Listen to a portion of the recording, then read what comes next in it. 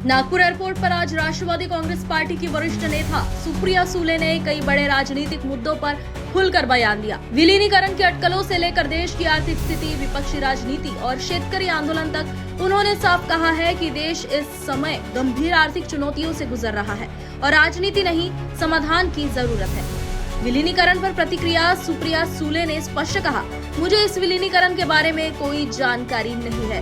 मुझे और शरद पवार साहब को भी इसकी कोई जानकारी नहीं। उन्होंने कहा कि देश आर्थिक संकट की ओर बढ़ रहा है और प्रधानमंत्री को सभी राजनीतिक दलों की बैठक बुलाकर विस्तृत चर्चा करनी चाहिए। उन्होंने कहा कि उनकी पार्टी लगातार इस मांग को उठाती रही। मंत्रियों से मुलाकात पर उन्होंने कहा कि मैं हर हफ्ते कई नेताओं से मिलती हूँ, इसमें कुछ भी असामान्य नहीं है। विनोद तावड़े से मुलाकात को लेकर उन्होंने यह कहा कि केवल कामकाजी मुलाकात थी, राजनीतिक नहीं। संजय राउत और राजनीतिक चर्चा पर उन्होंने यह प्रतिक्रिया दी कि उन्हें किसी भी तरह के राजनीतिक प्रस्तावों या संपर्कों की जानकारी नहीं है। उन्होंने साफ कहा कि पार्टी ने कभी भी घर फोड़ो या पार्टी तोड़ो की राजनीति नहीं की और ना ही करेगी। तुमचा पक्ष, इतर काही पक्ष आहे, ममता बॅनर्जीचा पक्ष आहे, तो काँग्रेसमध्ये विलीन व्हावा अशी चर्चा देशभरात सुरू आहे। तुमची अधिकृत प्रतिक्रिया काय खासदार म्हणून? मी तुमच्याचकडून ही गोष्ट ऐकली। मला याच्याबद्दल काहीच माहिती नाही, तुमच्याचकडून ऐकते। काल नाना पटोले म्हणले की राष्ट्रवादीकडून काही महिन्यापूर्वी विलीनीकरणाचा प्रस्ताव काँग्रेसकडे गेला होता। मला आदरणीय पवार साहेबांना आणि मला ह्याची काहीच माहिती नाही। होऊ शकतं का असं काही होऊ शकतं का? जर कोणी पुढाकार केला होऊ शकतं का? याच्यामध्ये काही शक्यता आहे का?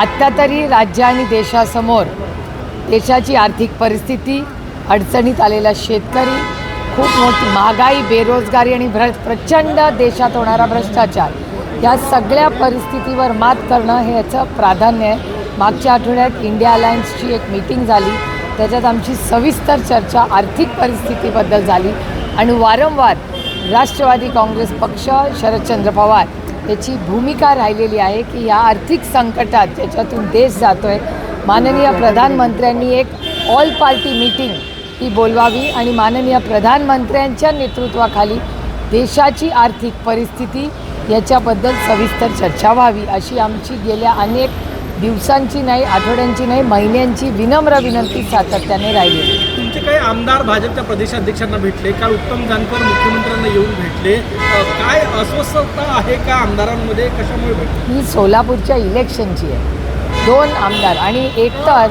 देशाच्या सगळ्या मंत्र्यांना मी स्वतः दर आठवड्याला भेटते, म्हणून काय अस्वस्थता असते का? काल मी विनोद तावडेंबरोबर पूर्ण दिवस होते JPCमध्ये, म्हणून काय अस्वस्थता थोडी असते? ते त्यांच्या कामासाठी आले, ते मी माझ्या कामासाठी। आम्ही JPCमध्ये एकत्र होतो, शेजारी बसलो होतो, ट्विटही झाला फोटो, तुम्ही जर फॉलो करत असाल आम्हाला दोघांना तर। त्यामुळे कुठल्याही राजकीय पक्षांमधले लोक, विरोधात असू दे किंवा विपक्ष असू दे, हे अनेक वेळा कामांसाठी एकामेकाला भेटत असतात। एकामेकाला भेटलो पुन्हा ते आमच्याकडे येत आहेत, आम्ही त्यांच्याकडे जातो। ही चर्चेच्या मागे कोण असावं? कारण की सातत्याने राष्ट्रवादी शरद पवार पक्ष विलीनीकरण होणार आहे, गेल्या 1.5 दिवसांपासून संपूर्ण चर्चा आली। यामागे काही कोणाचं षडयंत्र आहे किंवा काही वाटतंय का? काय नेमकं तुम्हाला माहीत नाही? मी तुम्हाला खरं म्हणजे आदरणीय पवार साहेब, मी माननीय जयंत पाटील, शशिकांत शिंदे, आमचे आमदार, खासदार, पदाधिकारी, आम्हाला कुणालाच कोणी कॉन्टॅक्ट केलेलं नाही आहे आणि आम्हीही कुणाला कॉन्टॅक्ट केलं नाही आहे। त्याच्यामुळे ही बातमी कुठून सुरू झाली, तुम्हाला कोणी सांगितली, हे तुम्हाला माझ्यापेक्षा जास्त माहिती। तृणमूलमध्ये सध्या ज्या घडामोडी आहेत त्या पार्श्वभूमीवर अशा चर्चा सुरू झाल्या।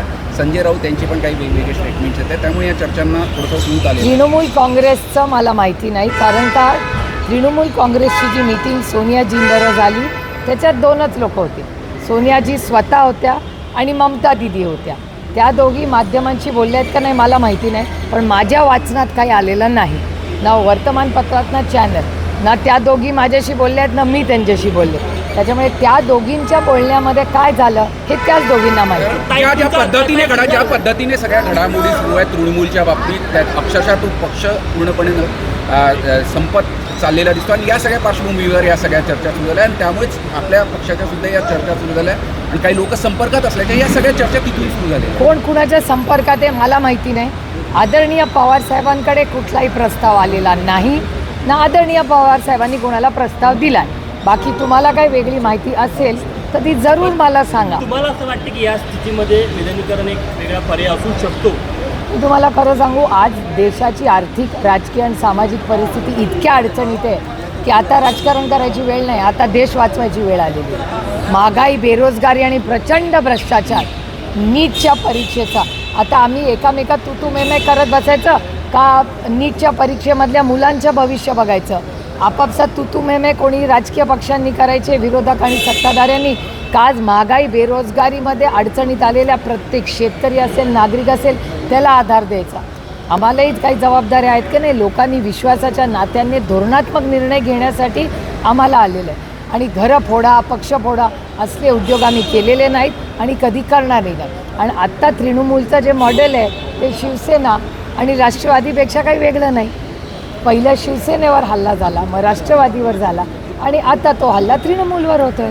काही रोहित पवार उपोषणाला बसलेले आहेत. दुसरा दिवस काय तुमची या सगळ्या बाबतीत पक्षाची भूमिका असेल? मी पहिल्यापासून रोहितला विनंती करत होते की असं उपोषण तू करू नको, कारण शेवटी आपली ही मोठी लढाई आहे.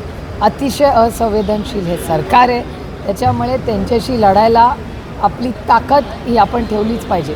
पण त्याची आस्था, त्याचं प्रेम शेतकऱ्यांवरचं, म्हणून त्यांनी ठरवलं होतं की तो हे करणार. काल रात्रीही मी त्याच्याशी बोलले.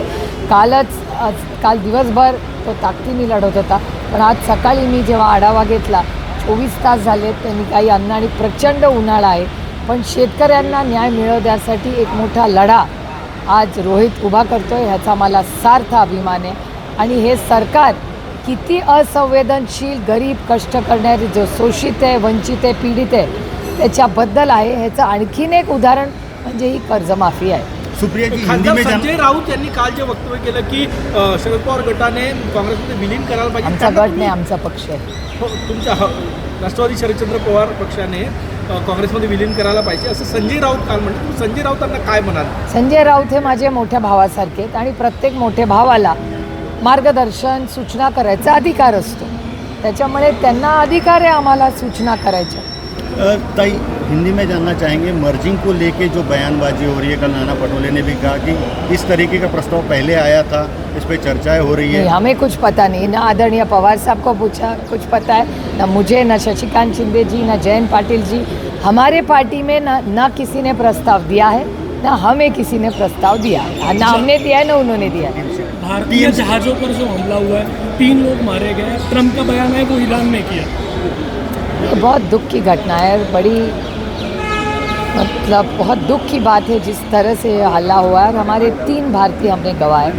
हमारी अपेक्षा थी कि भारत सरकार इसका जवाब ये देना ही चाहिए. हमारे 3 बच्चे गए, इस मिट्टी के वो बच्चे हैं, भारतीय हैं, और उसके मान सम्मान में भारत ने एक स्ट्रॉन्ग लाइन लेनी ही चाहिए. और हमारी अपेक्षा है कि भारत सरकार इस पे चर्चा करे, और अगर भारत सरकार फॉरेन पॉलिसी में कुछ न कर पाए तो विपक्ष पूरी ताकत से उस फैमिली के साथ है.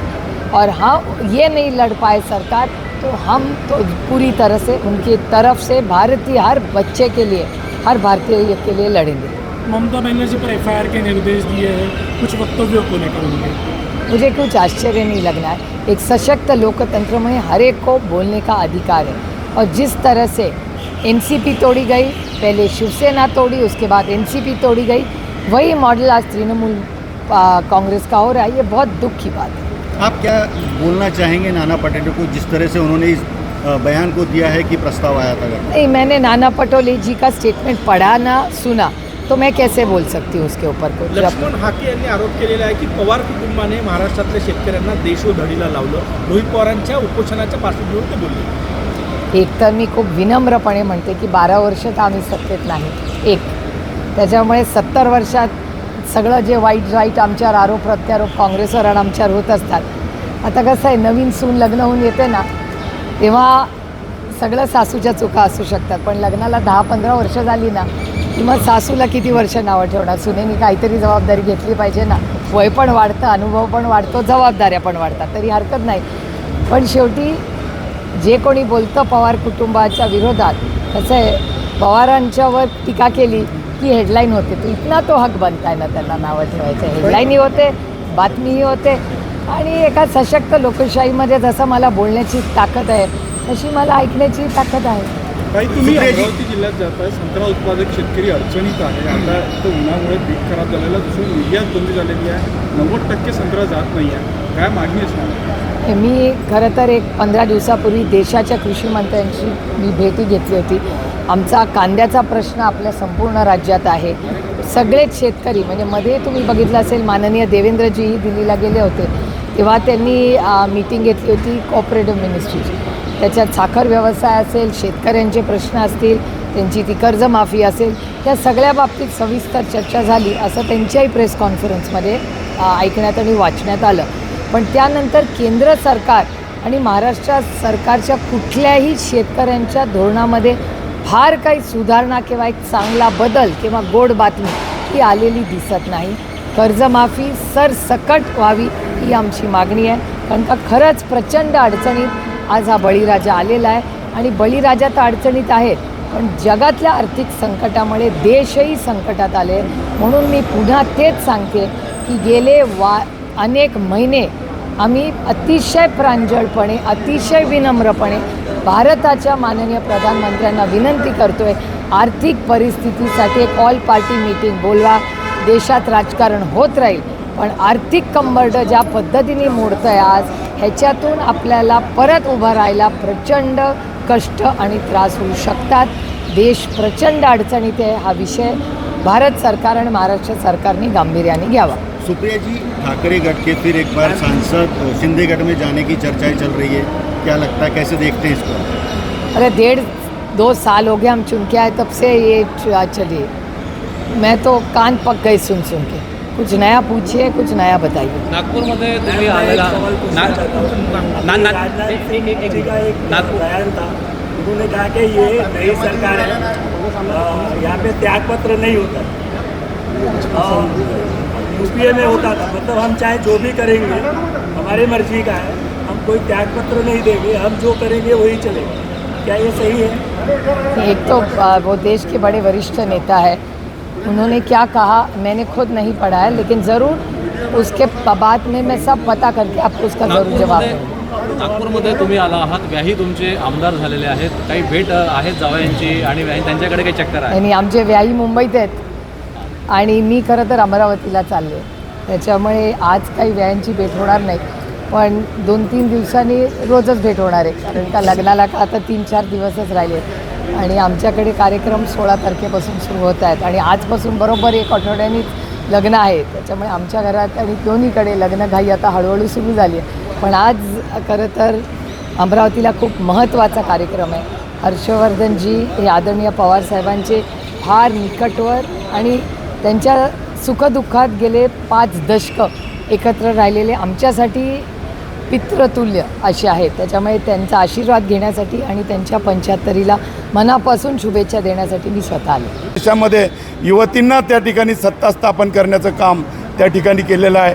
आणि शरद पवार साहेबांनी, तुम्हाला आठवत असेल, ते ज्यावेळेस विरोधी पक्षनेते होते आणि त्यांनी एका मतावर त्या ठिकाणी वाजपेयीचं सरकार त्या ठिकाणी पाडलं होतं. म्हणजे सत्ता उलटपालट करण्याची क्षमता या देशामध्ये एकाच माणसामध्ये आहे, त्यांचं नाव शरदचंद्र पवार साहेब आहे. आणि म्हणून त्यांच्या हाती धुरा सोपवावी, तरच त्या ठिकाणी भारतामध्ये काही परिवर्तन होऊ शकते, काही सत्ता पालट होऊ शकते किंवा त्या ठिकाणी पवार साहेबांच्या नेतृत्वामध्ये त्या ठिकाणी या देशाला वेगळा न्याय मिळू शकतो. त्या आता जर बघितलं तर 20 करोड लोकांना नोकऱ्या पाहिजे होत्या, त्या नोकऱ्या त्या ठिकाणी मिळत नाही. आणि अशी परिस्थिती असताना बेरोजगारांवरचं संकट त्या ठिकाणी शरद पवार साहेब सोडू शकतात. म्हणून शरदचंद्र पवार साहेबांशिवाय पर्याय नाही या देशाला आणि या भारताच्या मातीला. म्हणून शरद पवार साहेब एकच पर्याय. आणि मग ते काँग्रेसनीसुद्धा त्या ठिकाणी मान्य करायला पाहिजे. दुसरं असं, मागच्या याच्या अगोदरच्या ज्या निवडणुका झाल्या, काँग्रेसला फक्त 1 जागा मिळाली आणि राष्ट्रवादी काँग्रेसला 5 खासदार त्या ठिकाणी मिळाले. आणि म्हणून राष्ट्रवादी काँग्रेसची ताकद काल पण होती, आज पण आहे आणि उद्या पण राहणार नाही. शरद पवार साहेबांशिवाय दुसरा नेता त्या ठिकाणी होणे नाही. म्हणून त्यांना अध्यक्ष करावं, राष्ट्रीय अध्यक्ष.